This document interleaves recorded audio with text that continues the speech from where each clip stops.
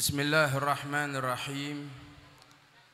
Assalamualaikum warahmatullahi wabarakatuh. Alhamdulillahi rabbil alamin. Wassalatu wassalamu ala ashrafil anbiya'i wal mursalin Sayyidina Muhammadin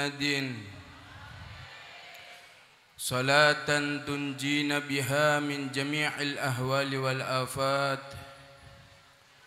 wa taqdi lana biha jami'il hajat wa tutahhirana biha min jami'is sayyi'at wa tarfa'una biha 'indaka a'la darajat wa tuballighana biha aqsal ghayat min jami'il khairat fil hayati wa ba'dal mamat. Rabbi shrah li sadri wa yassir li amri wahlul 'uqdatam min lisani yafqahu qawli, amma ba'd.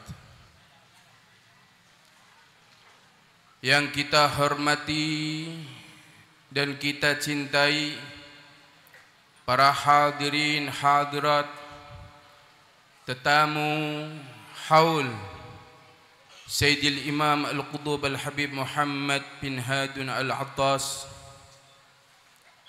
semoga terkumpulnya kita di sini Allah mengampuni dosa-dosa kita,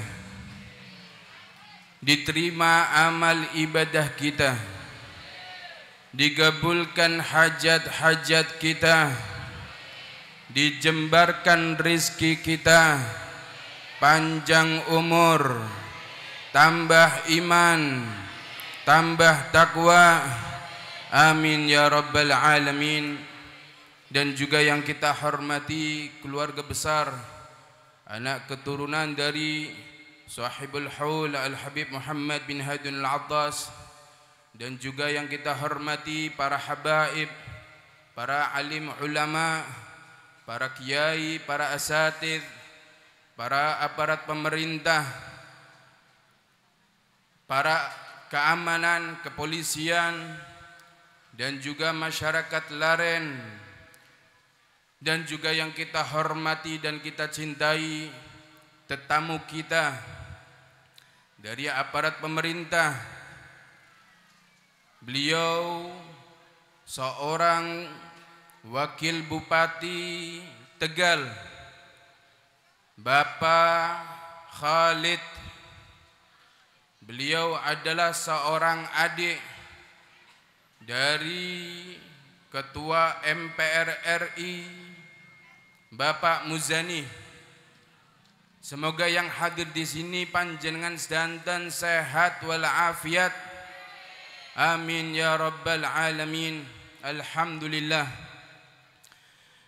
kita telah dikumpulkan oleh Allah Subhanahu wa taala tentunya di dalam perkumpulan haul untuk munajat, bertawassul kepada wali Allah Subhanahu wa taala untuk meminta keselamatan kepada Allah Subhanahu wa taala. Dan juga kita hadir di dalam haul ini tujuannya untuk menyambung silaturahim, untuk menyambung tali persaudaraan tanpa terkecuali dari suku manapun, ras manapun, kedudukan dan jabatan apapun. Kita duduk di sini untuk menjalin persaudaraan umat Islam. Hadirin hadirat rahimakumullah. Seperti yang disabdakan oleh Nabi Muhammad sallallahu alaihi wasallam, la yu'min ahadukum hatta yuhibbu li akhihi ma la yu'min ahadukum hatta yuhibba li akhihi ma yuhibbu li nafsihi. Tidak sempurna iman kalian jika kalian tidak bisa mencintai orang lain seperti kalian mencintai diri sendiri. Inilah yang diajarkan oleh Nabi Muhammad sallallahu alaihi wasallam. Inilah yang diciptakan oleh Allah Subhanahu wa taala untuk kita menjalin silaturahim tanpa ada permusuhan, tanpa ada perpecahan, tanpa ada menyakiti satu sama lain, tanpa saling menjatuhkan sesama Islam. Hadirin rahimakumullah, mari kita kembali kepada ajaran baginda Nabi Muhammad sallallahu alaihi wasallam. Betapa banyak kita terlalu jauh dengan ajaran baginda Nabi Muhammad. Kita sangat jauh, bahkan kita sangat tidak mengenali dengan syariat Islam. Begitu banyak orang-orang yang dengan bangga mengatakan seperti itu. Dengan dia bangga dengan kebodohannya di dalam syariat Islam. Hadirin rahimakumullah, perlu kita ketahui sesungguhnya banyak di sana di sini di tempat manapun orang menjadikan perpecahan, menjadikan tidak keharmonisan yang ditimbulkan, tidak ada rasa harmonis kepada siapapun, kepada sesama Islam, dikarenakan kita terlalu jauh dengan ajaran Nabi Muhammad sallallahu alaihi wasallam.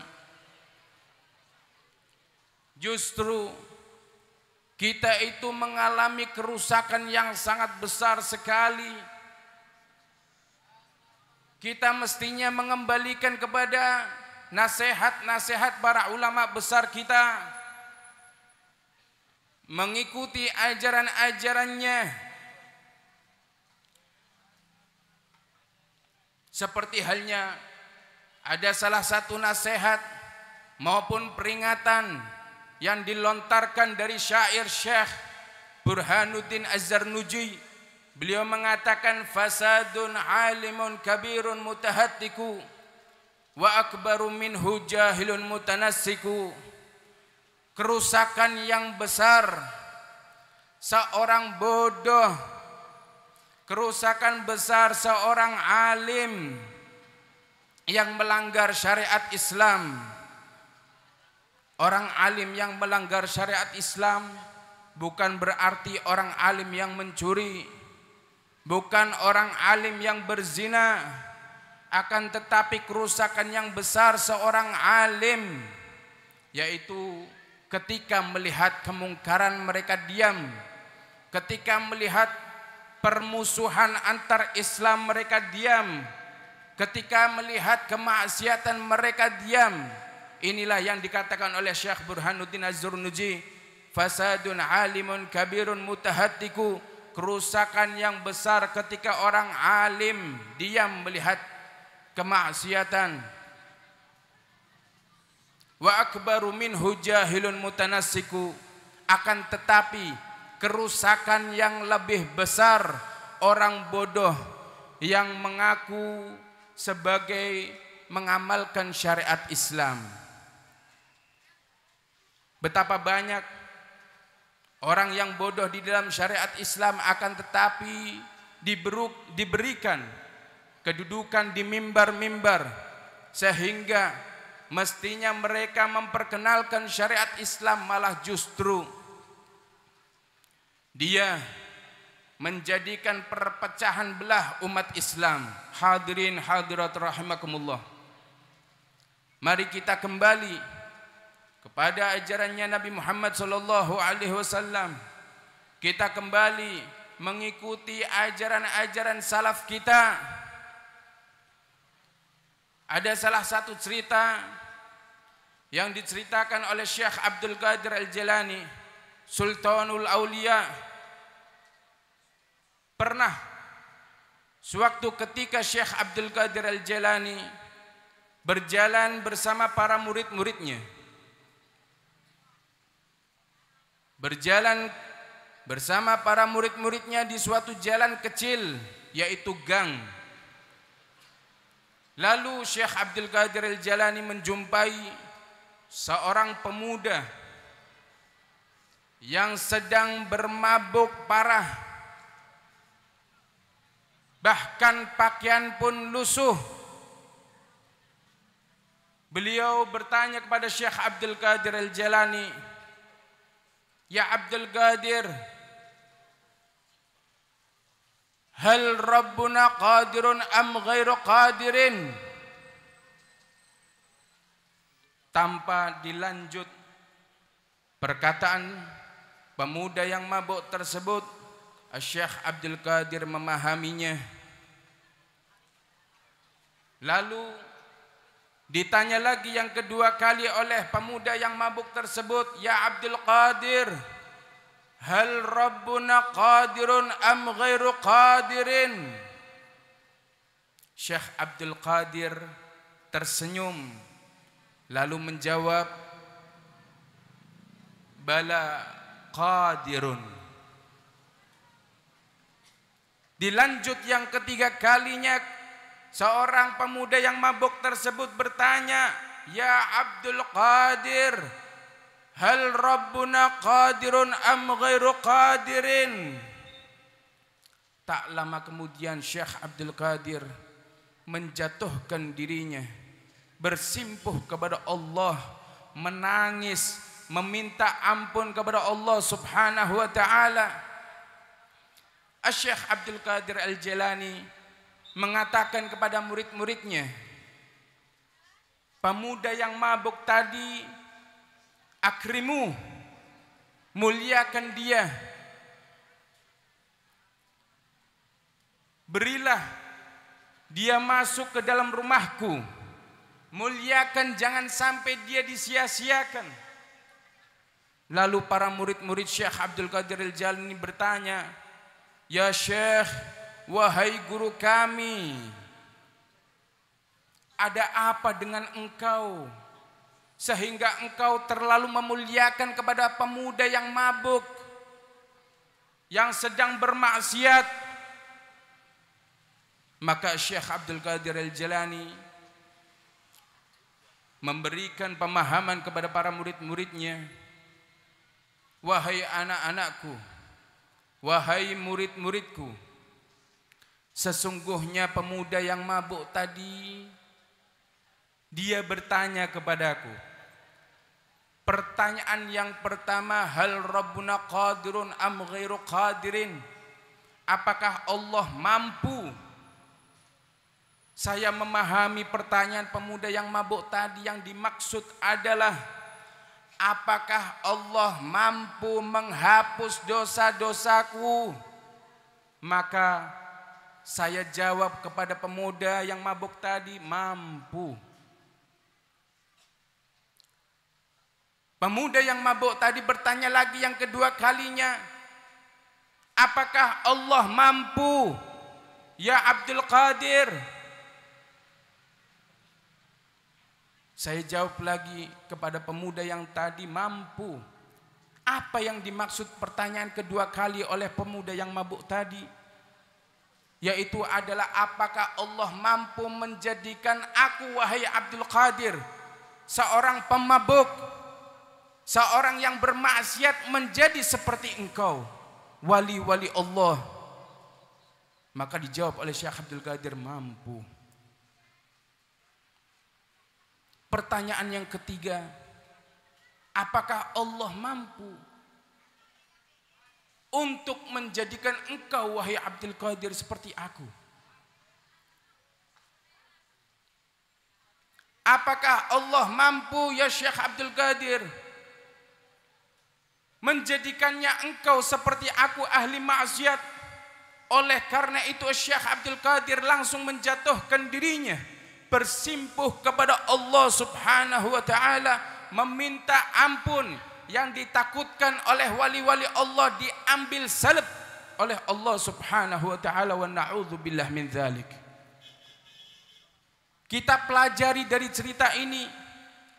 Kita ini jangan merasa bahwasanya kita ini orang yang sangat benar, sangat-sangat di jalannya Allah, sangat-sangat baik, sehingga kita menyalahkan satu sama lain, menyalahkan orang lain, sehingga timbul permusuhan satu sama lain sesama Islam. Kita kembalikan kepada ajaran Nabi Muhammad sallallahu alaihi wasallam.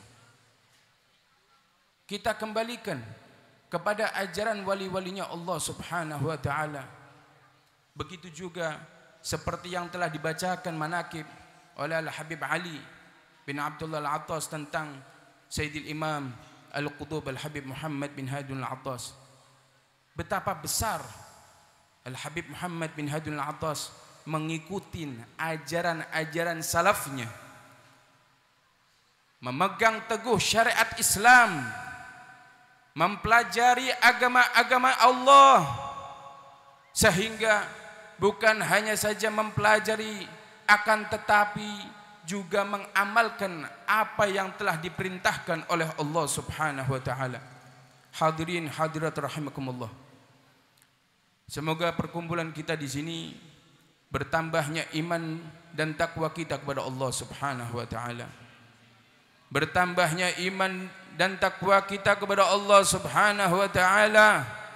Bertambahnya iman dan takwa kita kepada Allah Subhanahu wa taala. Semoga kita diberikan keselamatan, dijauhkan dari fitnah, menjaga silaturahim satu sama lain tanpa adanya perpecahan.